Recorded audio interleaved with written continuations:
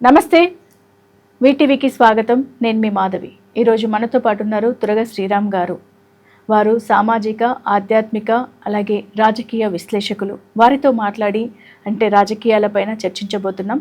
వారు ఎలాంటి అభిప్రాయాన్ని మనకు తెలియజేస్తారో వారి మాటల్లోనే తెలుసుకుందాం. నమస్కారం. నమస్తే అండి. Sir, thank you so much for coming here.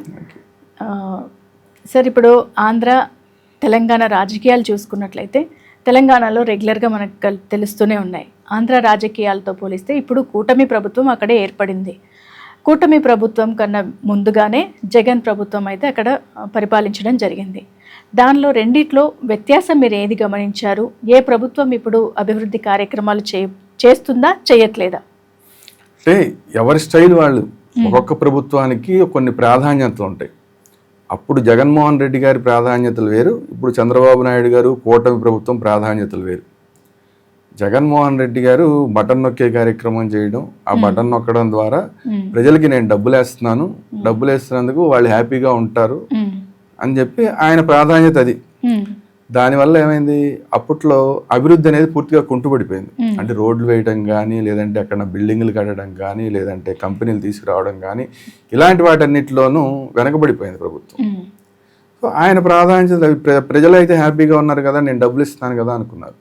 So ఇప్పుడు కూటమి ప్రభుత్వం వచ్చిన తర్వాత డబ్బులు ఇవ్వడం మాత్రమే కాదు, డబ్బులు ఇవ్వడంతో పాటు అభివృద్ధి కూడా చేయాలన్న ప్రయత్నం జరుగుతుంది. ఓకే. సో దానికోసం దావోస్ వెళ్తున్నారు, వేరే వేరే కంపెనీలని విదేశాల నుంచి పెట్టుబడిదారులని తీసుకురావడానికి ప్రయత్నాలు చేస్తున్నారు.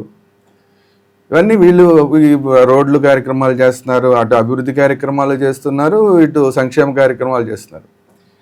కానీ గతంలో వాళ్ళని ఏవైతే విమర్శలు చేశారో వాటినే ఇప్పుడు ఈ ప్రభుత్వంలో కూడా సంక్షేమ విషయంలో కంటిన్యూ చేస్తున్నారు.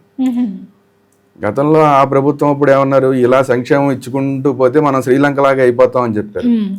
ఇప్పుడు వీళ్ళు వచ్చి ఏం చేశారు, అంతకన్నా ఎక్కువ ఇస్తామని చెప్పి మళ్ళీ వచ్చారు. మరి ఇప్పుడు శ్రీలంక అవ్వకుండా ఇప్పుడు ఇదేమన్నా అమెరికా అయిపోతుందా? డబ్బులన్నీ ఇంకా ఎక్కువ ఇస్తే జనాలకి ఇచ్చేసి పంచిపెట్టేసారు. మొత్తం బొక్కసంలో ఉన్న డబ్బులన్నీ ప్రజలకు పంచిపెట్టేశారు అనుకోండి, వాళ్ళకన్నా ఎక్కువ పంచిపెట్టేశారు అనుకోండి, ఇదేమన్నా శ్రీలంక అమెరికా అవుతుందా? మరి ఏమైంది అంటే, మనం ఏదైతే తప్పని చెప్పామో అదే తప్పుని ఇంకా పెద్ద తప్పుగా చేస్తున్నాం మనం. ఓకే. అభివృద్ధికి గతంలో అసలు అభివృద్ధి జరగలేదు, అభివృద్ధి కోసం అని చెప్పి ఈ ప్రభుత్వం కొంత ప్రయత్నాలు అయితే చేస్తుంది. సో ఆ విషయంలో ఎంతో కొంత ప్రయత్నం జరుగుతోందన్న ఉన్న డబ్బులు ఎక్కడ ఇప్పుడు చివరికి ఏమైంది, ఈ సంక్షేమం కోసం వాళ్ళకన్నా మేము ఎక్కువ ఇస్తామని చెప్పడం వల్ల ఈరోజు చూడండి, మెడికల్ కాలేజీల విషయం తీసుకుంటే, మెడికల్ కాలేజీలు వాళ్ళు ఉన్నప్పుడు డబ్బులు వేరే వేరే ఖర్చు పెట్టారు. 17 మెడికల్ కాలేజీలు తీసుకొస్తామని చెప్పి తీసుకొచ్చిన వాళ్ళు 4-5 మెడికల్ కాలేజీ బిల్డింగ్లు కంప్లీట్ చేయగలిగారు, మిగతా కంప్లీట్ చేయలేపారు.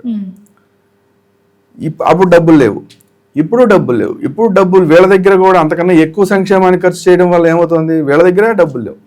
డబ్బులు లేకపోవడం బట్టి అసలు బిల్డింగ్లే మేము కంప్లీట్ చేయలేమని చెప్పి 2 చేతులు ఎత్తేసి పీపీపీ అంటున్నారు. అంటే ప్రైవేట్ పార్ట్నర్షిప్గా వెళ్ళిపోతున్నాం, ప్రభుత్వం ప్రైవేట్ పార్ట్నర్షిప్లో వెళ్తాం అంటున్నారు. ఇదంతా దేనికి జరుగుతోంది, వాళ్ళకి తప్పని చెప్పి అంతకన్నా పెద్ద తప్పు మీరు చేయడం వల్ల. వాళ్ళ దగ్గర డబ్బులు లేవు, ఇప్పుడు మీ దగ్గర అసలే డబ్బులు లేవు. సో రెండు వాళ్ళు ఏదైతే మనం విమర్శించామో అదే పని మనం చేయడం వల్ల రాష్ట్రానికి నష్టం జరుగుతుంది.